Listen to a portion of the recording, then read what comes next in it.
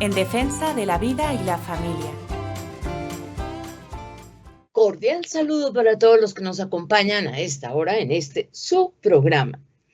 En defensa de la vida y la familia hemos tratado de ir preparando temas que como que aumenten el conocimiento de la forma que debemos comportarnos en familia, de la forma como debemos nosotros ir orientando nuestras acciones para tener una familia fundamentada en el amor, en la seguridad, en la confianza consigo mismo y con los demás.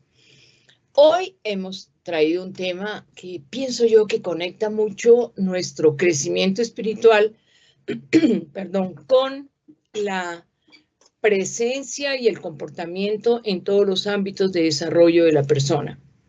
Pero antes tenemos que darle la bienvenida a Jordi, agradecerle por su disposición y siempre tan contento por estar con nosotros, por ir ampliando, ¿verdad?, con sus aportes, los conocimientos que queremos entregarles a ustedes, y de verdad le pedimos al Señor que cada una de nuestras palabras sirvan para conformar un cuadro en su mente de la mejor manera de actuar. Bienvenido, Jordi.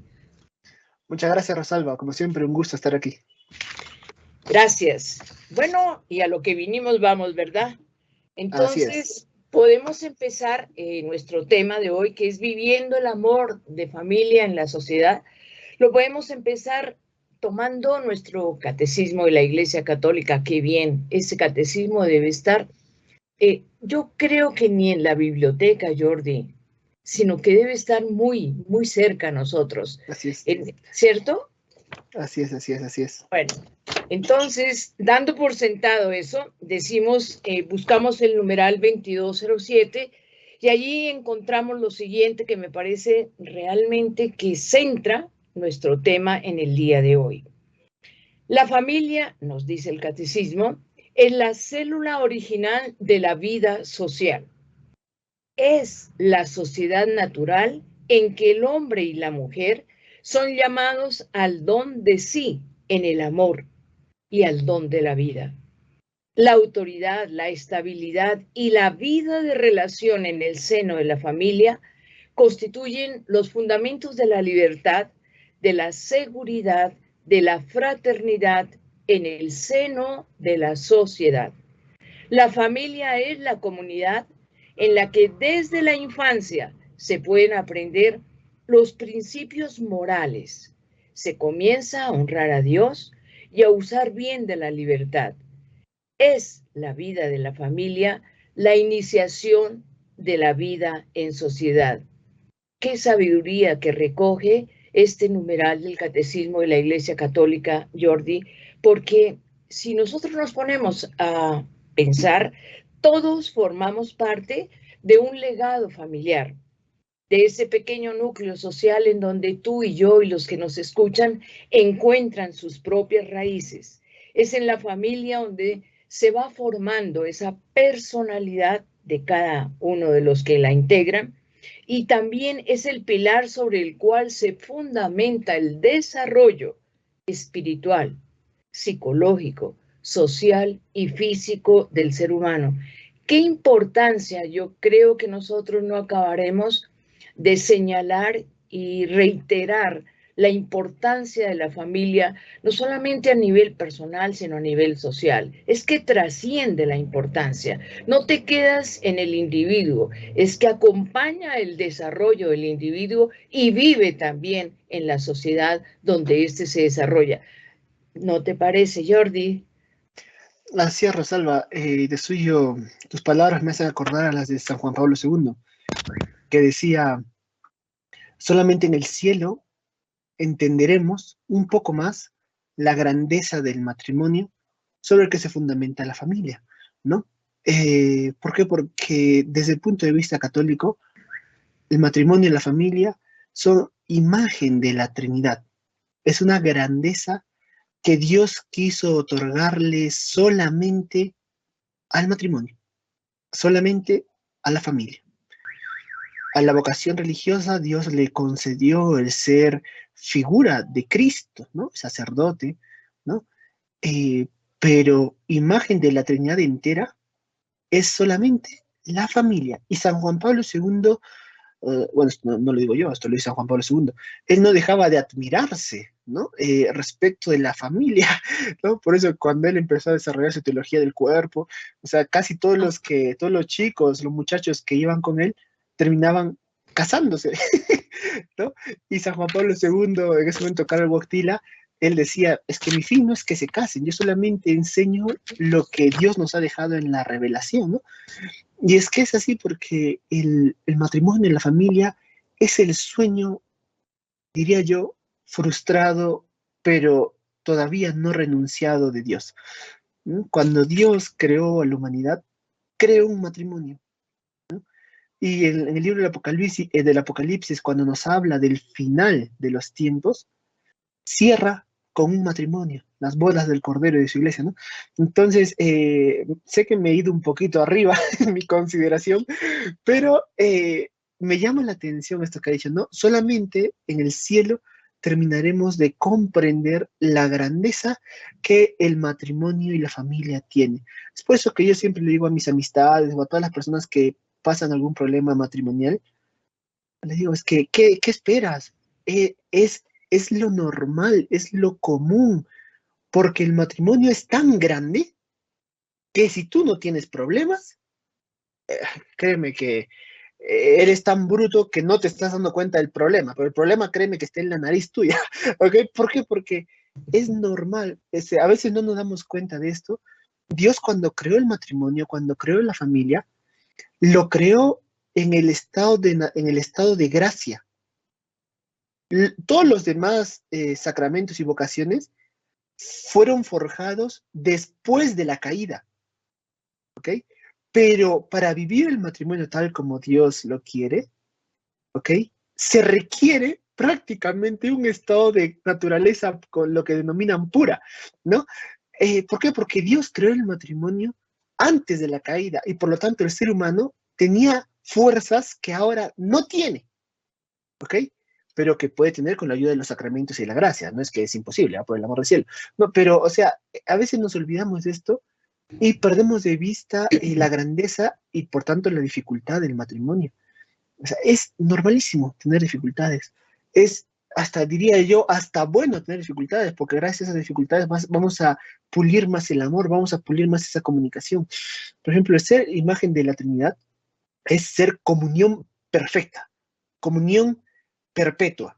Incluso yo tengo amistades en la vida religiosa, bueno, creo que tú también las tienes, ¿no? Y una religiosa, bueno, una misionera me decía, es que es admirable lo del matrimonio, porque mantener la comunión 24/7, 24 horas al día durante 7 días de la semana, es que es muy difícil, ¿no? Ella me decía, si a mí me cae mal mi hermana de comunidad, pues me encierro en mi cuarto y estoy en mi paz, ¿no? O en mi celda, estoy en mi tranquilidad, ¿no? Y ya después que reorganizo mis ideas, vuelvo a salir. Pero es que en el matrimonio se hace complicado. Entonces es normal, porque es, vamos a decir así, el sueño primero de Dios y el que refleja, según Juan Pablo II, de manera más perfecta aquí en la tierra su naturaleza divina y el modo como se ama la Trinidad dentro de la misma Trinidad. Esto es algo muy grande, ¿vale? Entonces, te devuelvo la palabra, Rosalba. Simplemente quería hacer esta consideración de la grandeza del matrimonio y de la familia, que a mí me gusta mucho.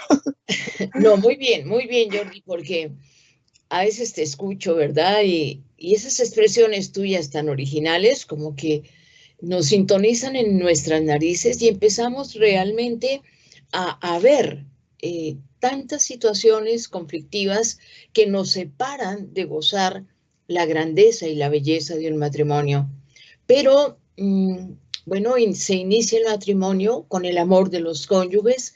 Luego vienen los hijos y van cursando estos una serie de etapas de su propio desarrollo y llega un momento en que quieren realmente lo que llamamos coloquialmente independizarse, ¿verdad? Hacer su vida, empezar a definir su propio camino. Esto no quiere decir que los lazos familiares se hayan debilitado.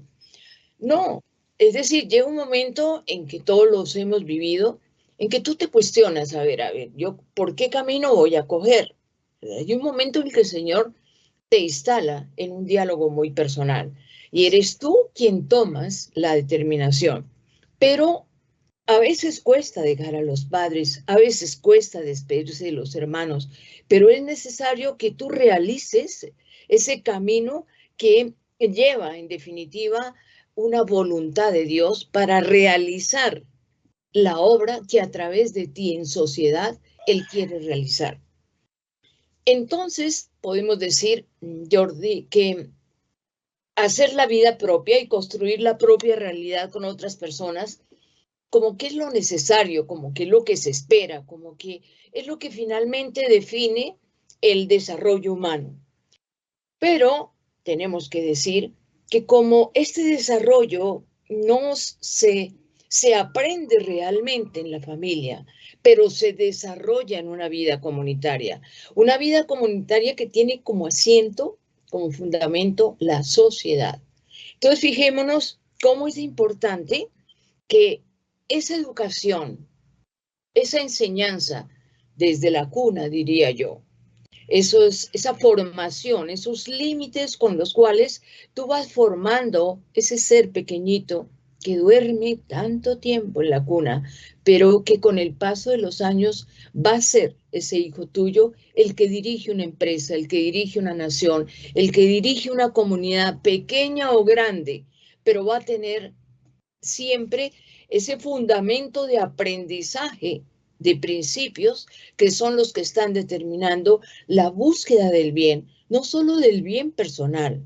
Sí, claro, tenemos que buscar el bien personal y es muy importante, pero es que en ese bien personal, como en ese estuche, hay que abrirlo y allí encontramos una cantidad de personas que nos acompañan en este camino terrenal, ¿verdad?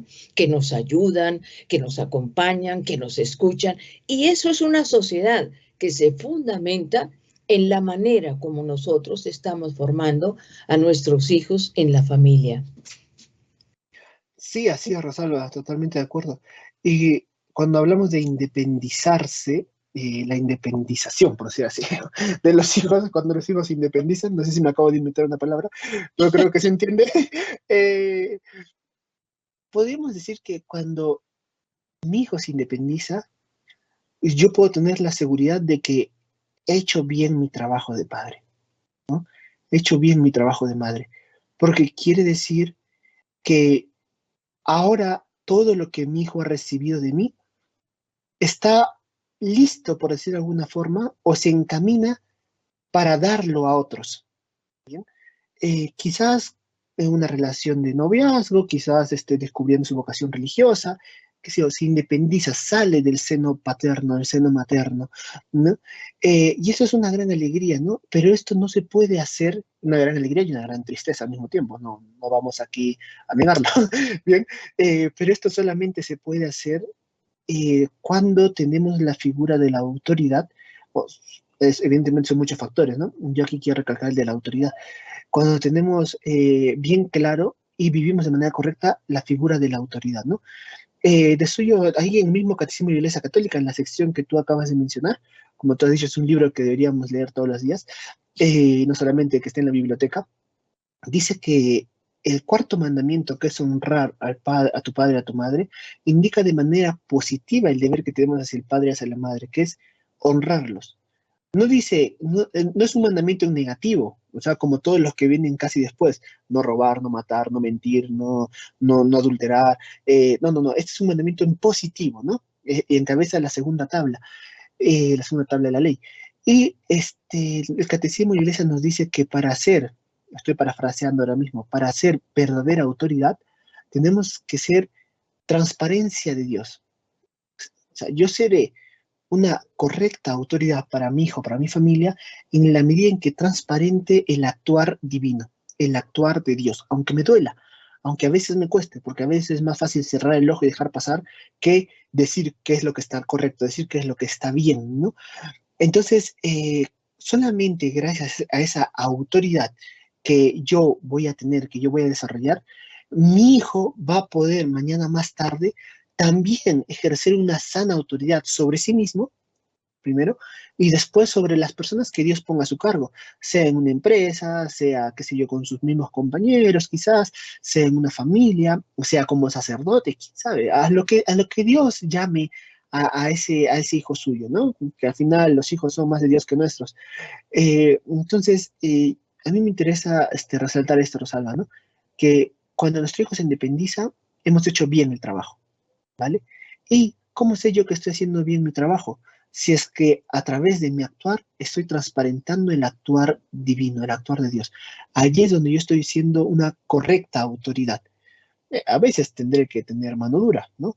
A veces tendré que tener un corazón tierno. Va a depender de la situación, ¿vale?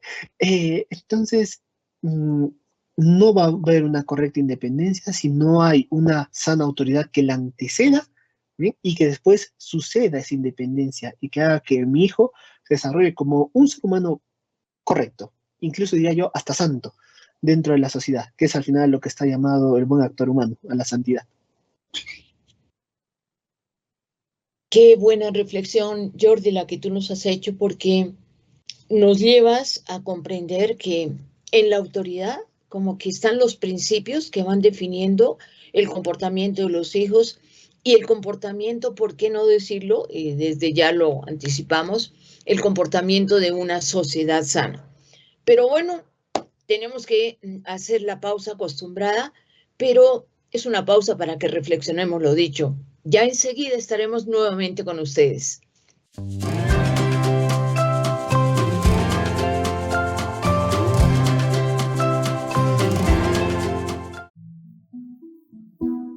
Jesús, José y María, os doy mi corazón y el alma mía. Jesús, José y María, asistidme en mi última agonía. Jesús, José y María, en ustedes descanse en paz el alma mía.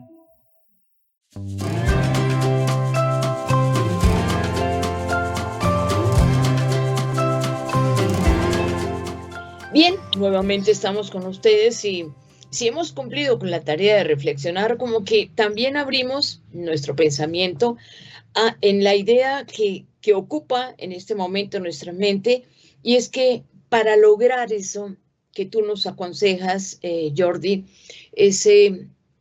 esa línea equilibrada, diría yo, entre la autoridad, la búsqueda del bien y el perfeccionamiento humano que todos buscamos en la familia y que los padres a través de los hijos también deben buscar. Tenemos que tener en cuenta que es necesario desarrollar toda nuestra capacidad de dar y recibir. Es que a veces encontramos familias, Jordi, en que pareciera que se divide esta capacidad que guarda una unidad, ¿verdad? Y quedan los padres siendo los sacrificados y ampliando la capacidad de dar. Y quedan los hijos los que siempre amplían la capacidad de recibir. Entonces, ¿qué encontramos? Encontramos familias, ¿verdad?, en que los padres son los sacrificados, en los que tienen que madrugar a trabajar ante las exigencias de los hijos, ¿verdad? Y los hijos que se sientan a esperar al padre para decir, padre, necesito, quiero, mis compañeros tienen, yo no tengo, etcétera. Entonces se vuelve como un sacrificio y una necesidad que los hijos constantemente están sumidos en una sociedad de consumo y que les parece que los padres están en la obligación, porque las obligaciones son de los padres y los derechos corren para el lado de los hijos. Entonces, fíjate cómo se vuelve una pugna, ¿verdad? En que yo le pido a mi padre y mi padre me tiene que dar. Sí, a ver, esto creo yo que deriva de un falso concepto de autoridad y deberes dentro de la familia, ¿ok? Autoridad, a mí me gustan las definiciones etimológicas porque a veces comunican mejor lo que la palabra encierra. Y la palabra autoridad está relacionada a la palabra latina augere, que quiere decir hacer crecer al otro, magnificar al otro, ¿no? Ahora, ¿qué es lo que sucede? El mayor deber de autoridad que el padre tiene para con su hijo es hacer que sea una persona de bien. Y todo lo demás, ¿ok? será bueno o será malo en la medida en que ayude a que mi hijo se convierta en una persona de bien, una persona santa. Si no ayuda, no está bien. Si ayuda, excelente. ¿Qué sé yo? Si yo veo que a veces mi hijo está decaído, porque bueno, no sé, es normal, es un adolescente, ¿no? Quizás sí sea bueno llevarle a, qué sé yo, a comer una hamburguesa, tener una conversación con él, ¿no? Pero quizás está decaído porque le he llamado la atención y bien merecido se lo tenía. Aunque a mí también me ha costado llamar la atención, pero es algo que tengo que hacer, tengo que llamarle la atención. Si yo no le llamo la atención a mi hijo, ¿quién se la va a llamar? Si yo no le muestro el camino a mi hijo, el camino del bien, ¿quién se lo va a mostrar? Nadie, ¿vale? Entonces, aunque sea algo que me cueste, es algo que yo tengo que hacer, ¿no? Y como tú bien dices, muchas veces los padres amplían su capacidad de sacrificio y los hijos amplían su capacidad de recibir, ¿no? Es dicho de una manera muy peculiar, pero es que es así, ¿no? Entonces, ¿qué es lo que sucede? Muchas veces también hay de por medio no solamente un mal concepto de autoridad y deber paternal y maternal, sino que también hay de por medio vamos a decir así, un problema afectivo de los padres, ¿no? Que llega un momento en que el papá y la mamá dependen del afecto del hijo. Como dicen, bueno, no, si no me haces esto ya no te quiero, o eres un mal padre. Y a veces los hijos no caemos en la cuenta de que criticamos con mucha facilidad a nuestros padres. Y esto es algo muy grave.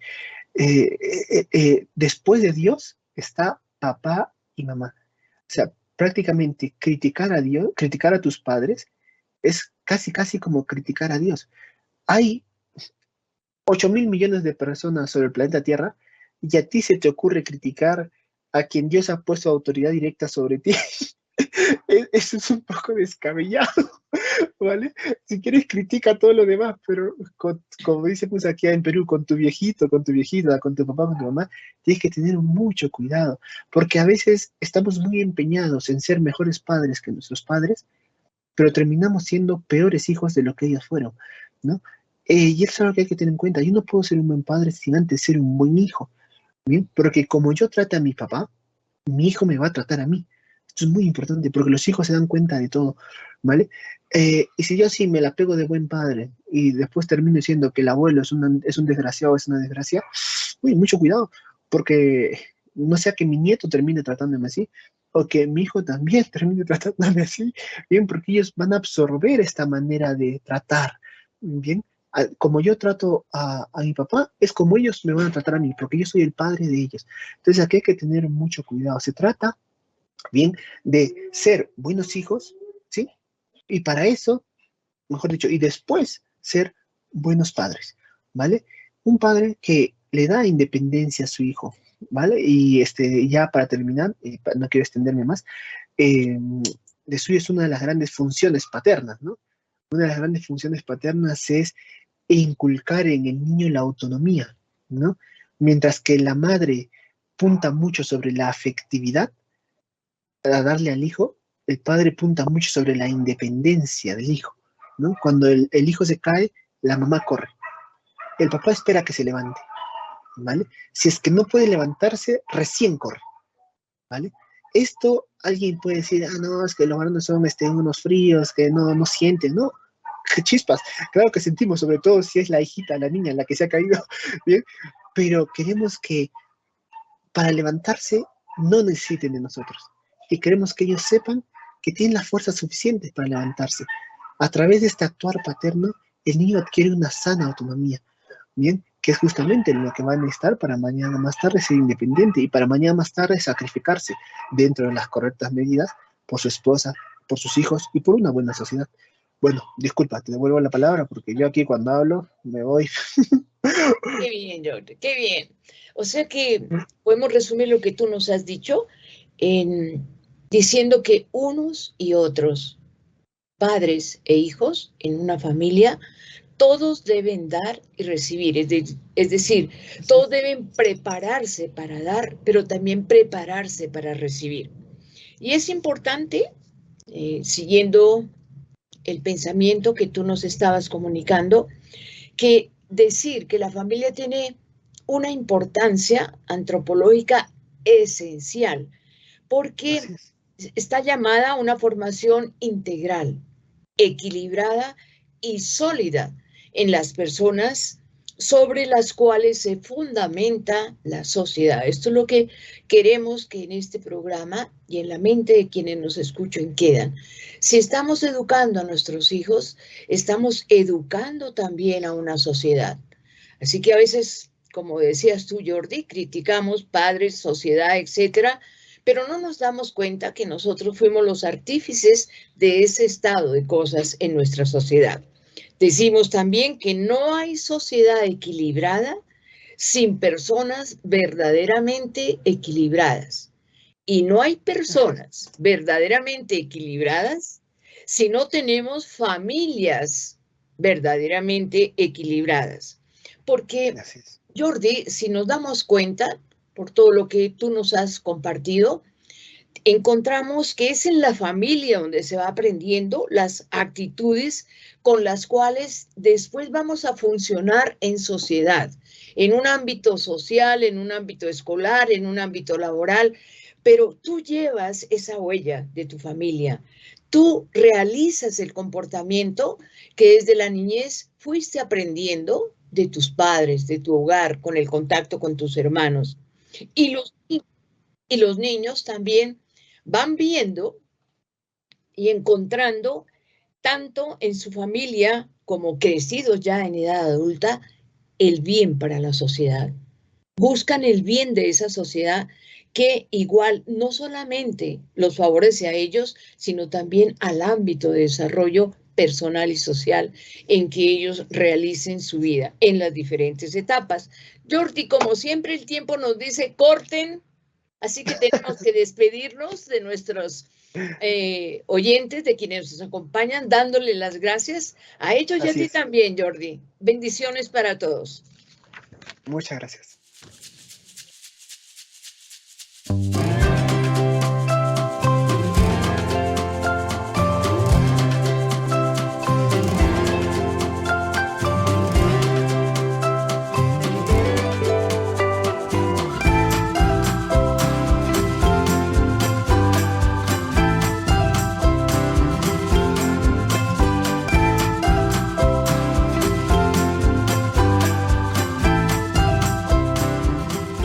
En defensa de la vida y la familia.